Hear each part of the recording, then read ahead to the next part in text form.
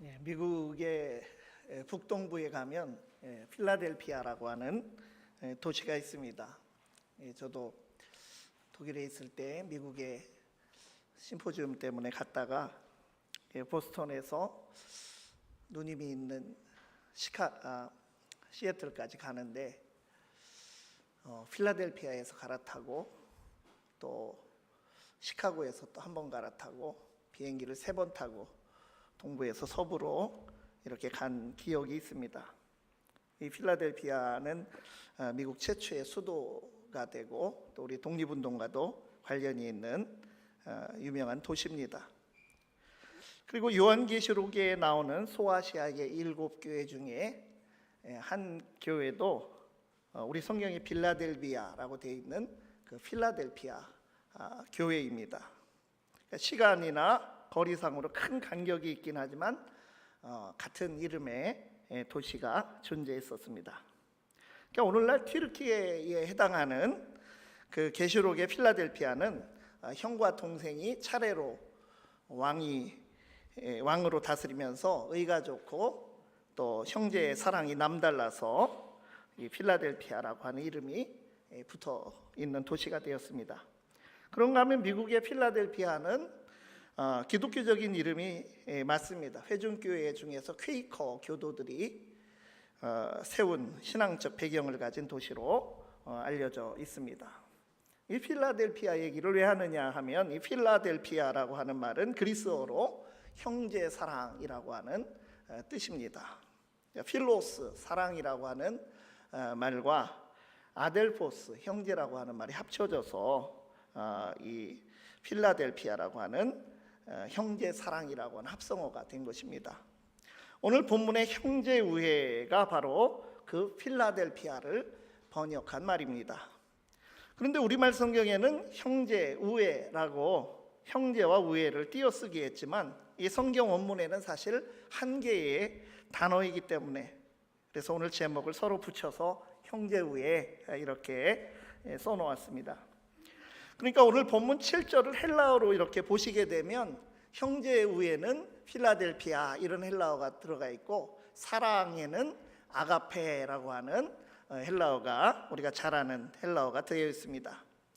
그러니까 베드로 사도는 고된 영적 싸움을 하며 살아가는 성도들에게 성숙한 성도가 되기 위해서 8가지 하나님의 신성한 성품에서 자라갈 것을 제시해 주고 있습니다.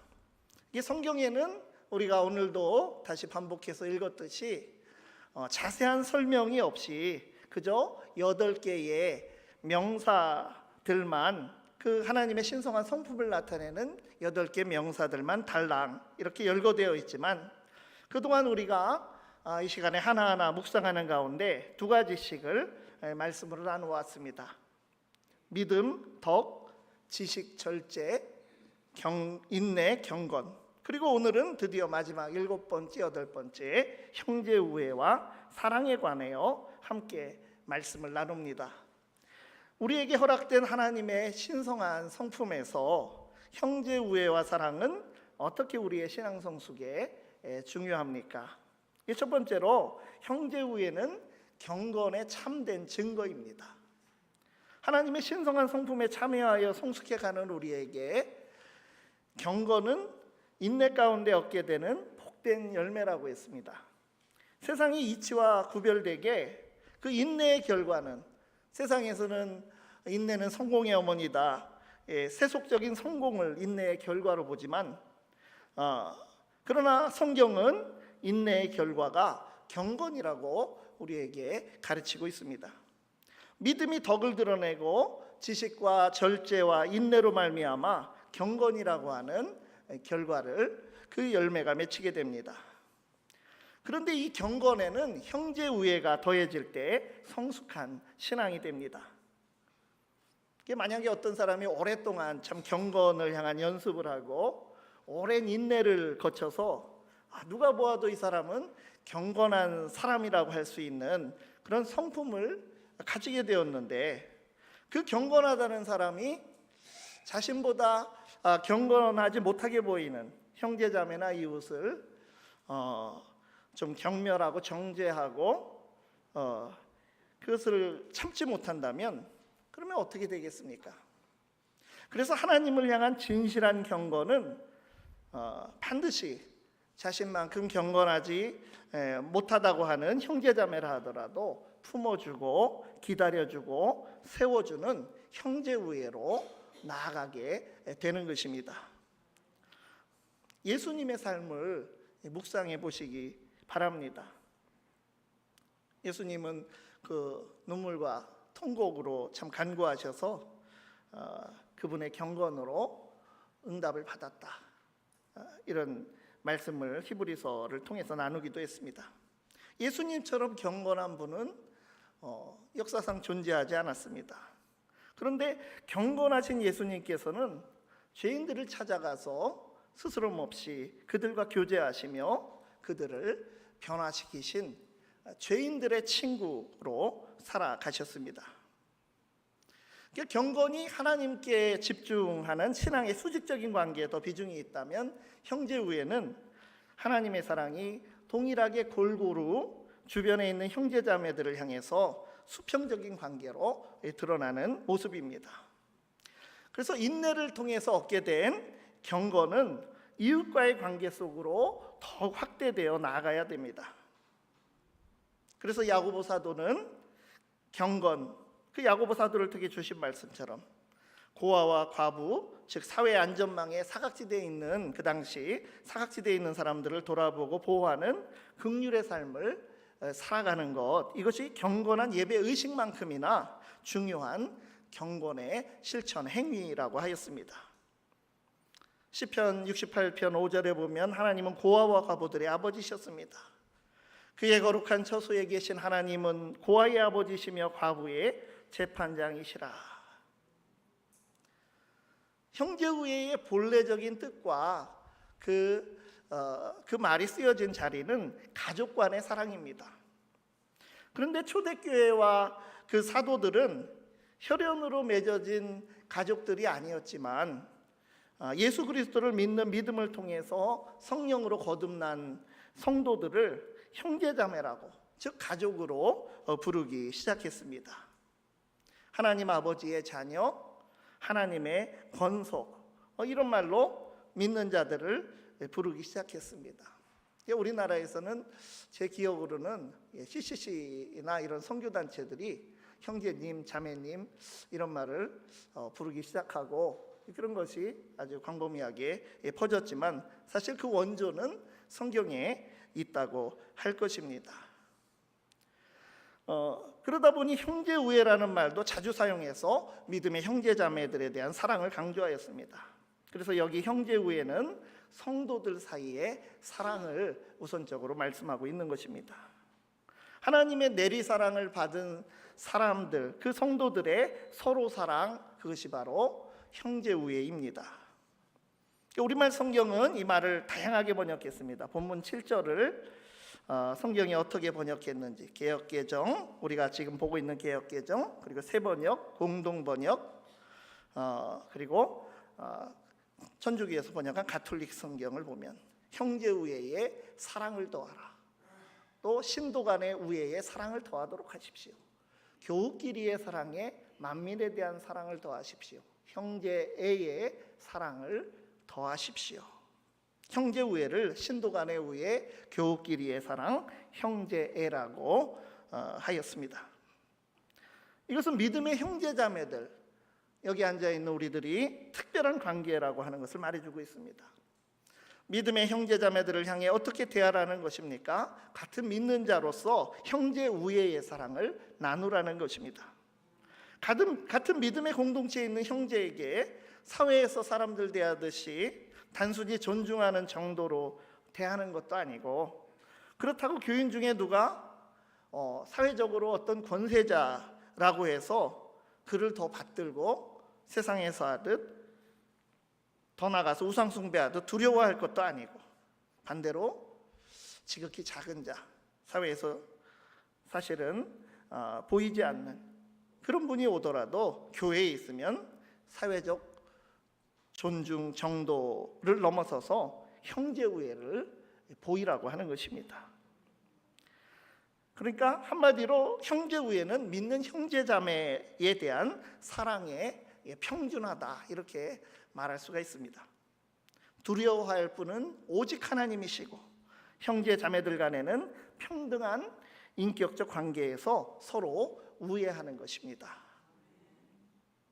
형제 우애라는 말이 있던 그 고대 시대에, 이 성경이 쓰여지던 시대에 친구는 지금과 같지 않고 진짜 생사를 같이 하며 종교적, 정치적, 사회경제적 운명까지 함께하는 강력한 연대로 묶여있는 관계였습니다. 그런 배경을 가진 단어를 이 성도들 가운데 지금 사용하고 있다는 것입니다. 오늘날 친구는 어떻습니까? SNS에서 페이스북이나 인스타그램 친구가 되고 카톡 친구가 됩니다. 옛날 싸이월드 시절에는 1촌을 맺는 그런 친구 사이도 있었습니다. 그러다가 어떻습니까? 댓글 주고받다가 마음에 들지 않으면 친구를 끊거나 차단하기도 합니다. 이 관계들이 인스턴트 관계가 되었습니다. 성도와, 그것이 실생활에도 영향을 미쳐서 성도와 성도 사이도 그렇고 교회와 성도 사이도 그렇게 되어가는 모습입니다. 교회는 성도에게 인터넷이나 마트에서 선택하여 장을 보는 쇼핑처럼 되었고, 성도는 교회의 소비자처럼 보이기도 합니다. 형제 우애는 경건의 열매입니다. 성숙하여 경건한 성도는 형제 우애를 반드시 드러내게 됩니다. 하나님과 예수 그리스도를 경외하는 마음이 형제 우애로 이어지게 되는 것입니다. 경건을 이루지 못한 자는, 곧 오직 하나님만을 경외하고 두려워하지 못하면 믿음의 형제자매들도 바른 관계 속에서 대할 수가 없습니다. 하나님과의 관계 설정, 기준점이 바로 서 있어야 다른 관계가 질서가 잡히게 됩니다. 하나님만을 두려워하는 경건에 실패하여 교만하게 되면 형제를 우습게 여기게 되고, 경건에 실패해서 하나님을 사랑하는 마음이 없다면 형제자매들을 존중하지도 못하고 덕을 세울 수도 없는 이치입니다. 형제자매를 사랑하기 위해서는 내가 주님의 자리에 있으면 안 됩니다. 자신을 높이는 것이 아니라 다른 형제자매들을 하나님의 존귀한 형상으로 여기고, 정말 그 십자가, 한 영혼을 사랑하여 십자가를 지신 그리스도께서 사랑하시는 그 사랑의 대상으로 그 사람이 있다고 하는 것을 알고 아끼고 섬겨 주어야 하는 것입니다.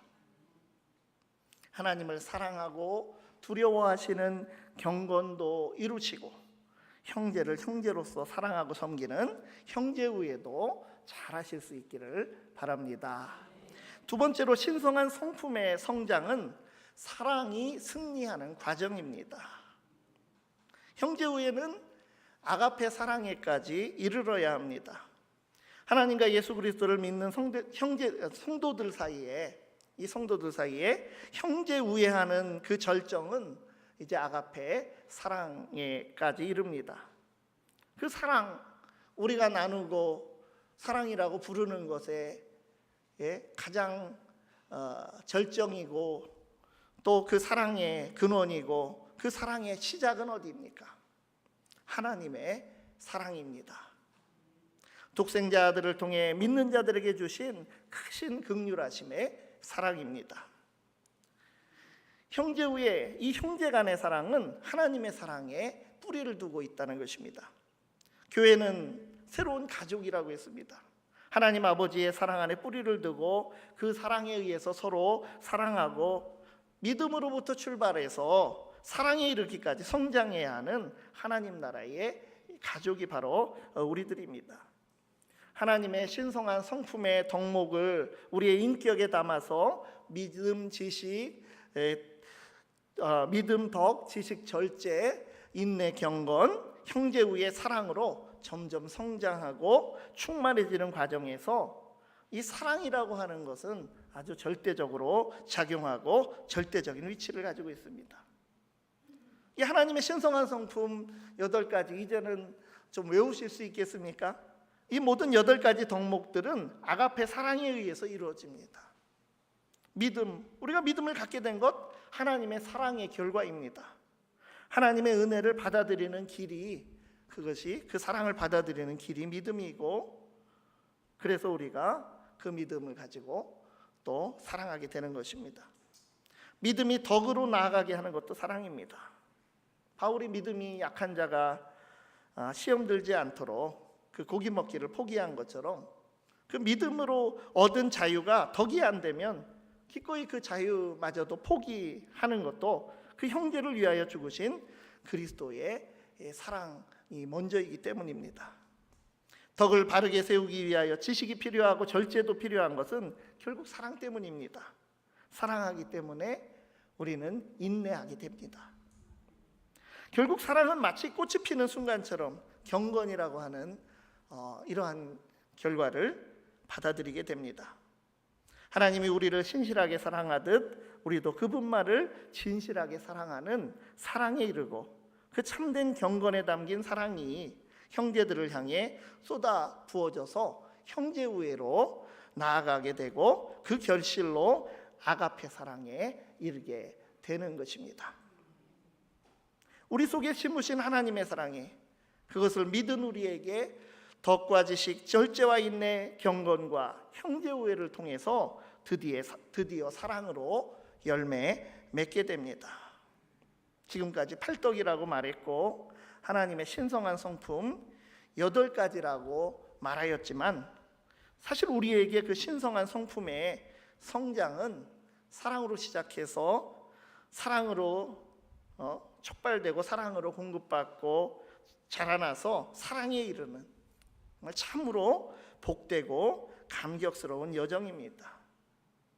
그래서 한마디로 성도의 영적 성숙과 또 역사는 하나님의 사랑이 승리하시는 과정입니다. 기독교가 어떻게 해서 세계의 종교가 되고 인류의 역사를 이끌어 왔습니까? 당시 대제국인 로마의 국교가 된 것은 우연이 아닙니다. 당시에 사랑이라고 하는 것, 이런 말은 있었지만 사람들이 정말 그렇게 되고 싶어하는, 정말 본받을 만한 덕목이나 로마인들이 추구하는 그런 덕목이 아니었습니다. 교회 공동체 안에 하나님의 권속들이 되어서 형제 우애를 나누며 주인이 노예를 존중하면서 주인이 그를 사랑한다, 아가페 사랑으로 사랑한다, 이것은 당시에는 말이 되지 않는 일이었다는 것입니다. 그러나 그러한 사랑을 실천하였던 하나님의 가족, 그 하늘의 가족인 교회 공동체가 그 부패하고 잔인한 로마에게 희망을 주었던 것입니다. 그리고 로마의 국교까지 되었고 땅끝까지 퍼져나갔습니다. 하나님의 신성한 성품을 품은 교회가 세상을 바꾸온 것입니다. 하나님의 신성한 성품의 교회가 됨으로써 하나님의 사랑이 세상을 변화시키는 복된 은혜를 누리며 나누는 우리들이 될 수 있기를 바랍니다. 세 번째로 신성한 성품이 성장하는 교회의 성장이 되어야 합니다. 교회의 성장이 뭐냐라고 하는 질문입니다. 오늘 본문을 보면 5절에 힘써라고 되어 있고 7절에 더하라 이렇게 끝났습니다. 원문에는 우리말과 어순이 다르니까 이 말이 다 앞에 5절에 다 나와 있습니다.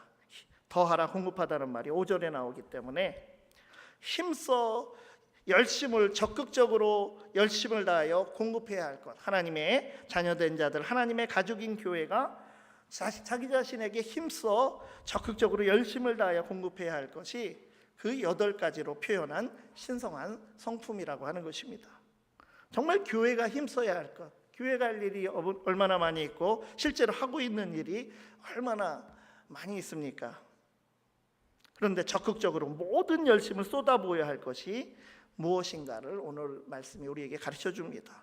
하나님의 자녀라면 주 안에서 하나님의 가족, 우리가 하나님의 가족이라면 정말로 열심히 해야 하는 것은 신성한 성품으로 우리가 성장해 가는 것입니다. 로마를 변화시킨 것이 믿음으로 시작해서 사랑으로 열매 맺은 하나님의 신성한 성품을 품은 그리스도인들 교회였다고 하는 것입니다. 어떤 거창한 계획이나 엄청난 자원을 쏟아부어서 이루어진 것이 아니라 사람이 큰 제국을 바뀐 것입니다. 성숙한 믿음의 사람이, 우리가 종말에 하나님을 뵐 때 그분께 드릴 수 있는 제물이 무엇입니까? 지난주에는 경건이라고 말씀드렸지만 사실 하나님의 신성한 성품에 참여하여 성장한 우리 자신을 하나님께 드리는 것입니다. 하나님께서 새 하늘과 새 땅을 예비하여 놓으셨습니다. 거기서 주와 함께 왕노릇하며 다스릴 새로운 백성을 하나님께서 원하시는 것입니다. 천국 잔치를 열고 그 잔치에 참여할 그 합당한 예복을 입은 사람들을 찾으시는 것입니다. 새롭게 회복되고 창조된 영원한 하나님 나라를 위해서 새 언약의 백성, 주님의 거룩한 교회가 신성한 성품을 갖춘 그러한 모습으로 참여해야 하는 것입니다.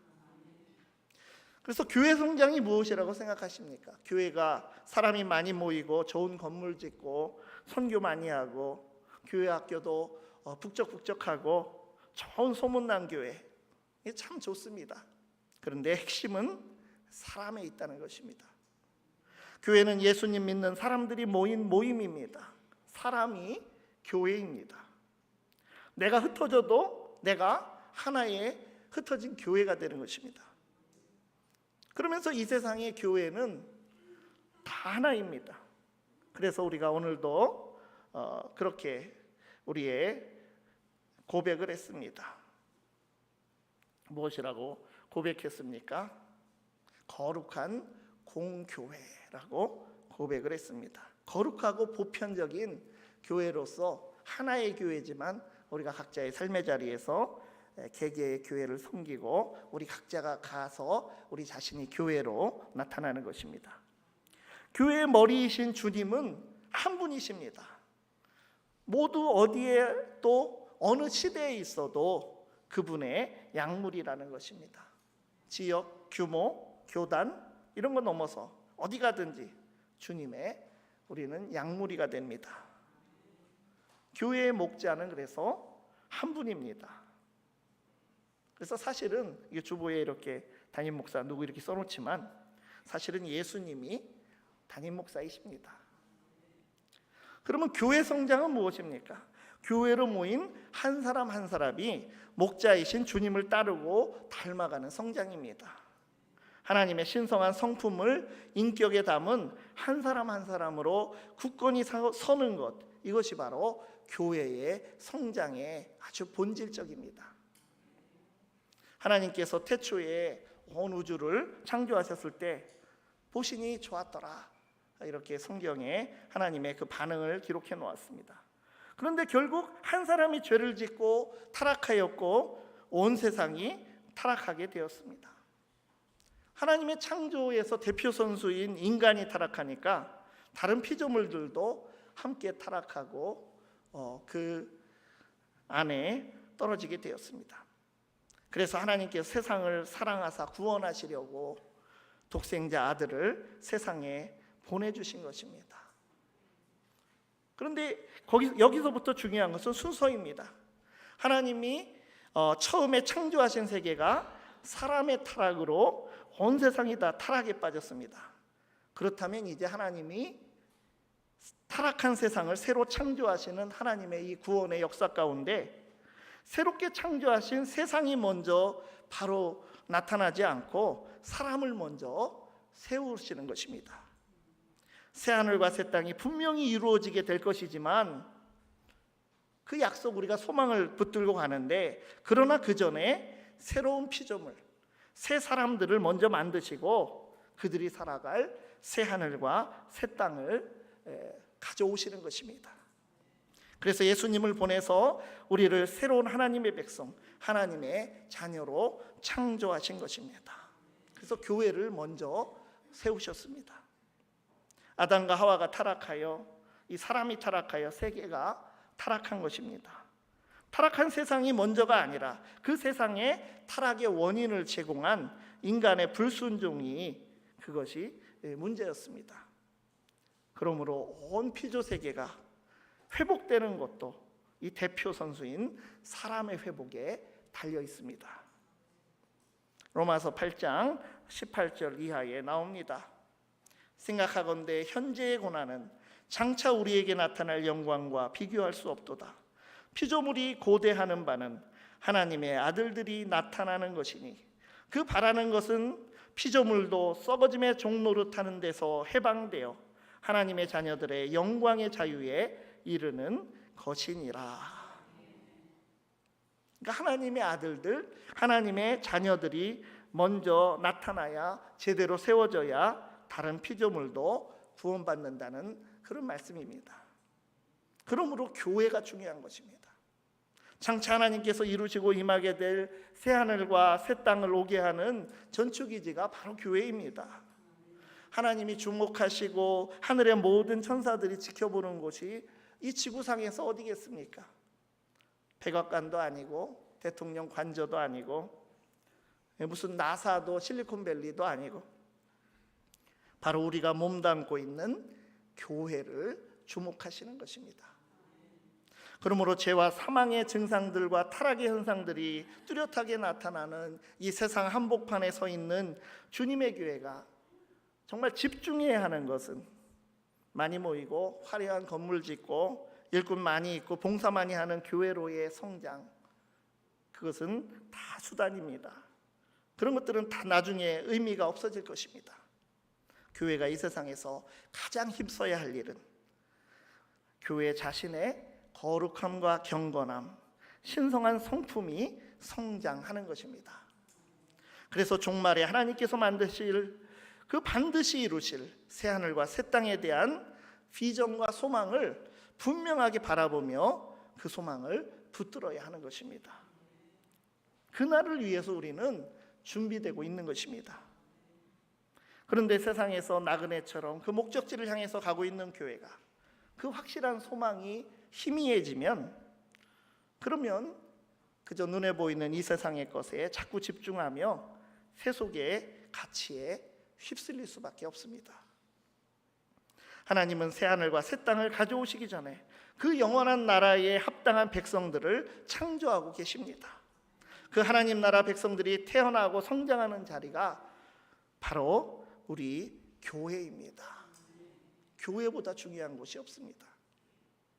세상의 눈으로 볼 때는 초라해 보일지라도 우리 한 사람 한 성도에게 온 세상이 달려 있습니다. 교회의 성장은 성도의 성장입니다. 교회가 더욱 힘써 믿음의 덕을, 덕의 지식을, 지식의 절제를, 절제의 인내를, 인내의 경건을, 경건의 형제우애를, 형제우애의 사랑을 더해야 합니다. 하나님의 신성한 성품에 참여하는 일에 힘쓰는 교회와 성도들이 되기를 간절히 바랍니다. 기도하시겠습니다. 하나님 아버지, 하나님의 신적 성품을 우리에게 나누어 주셔서 감사합니다. 그 성품으로 자라게 하시어 하나님의 구원 역사에 귀하게 사용하여 주시옵소서.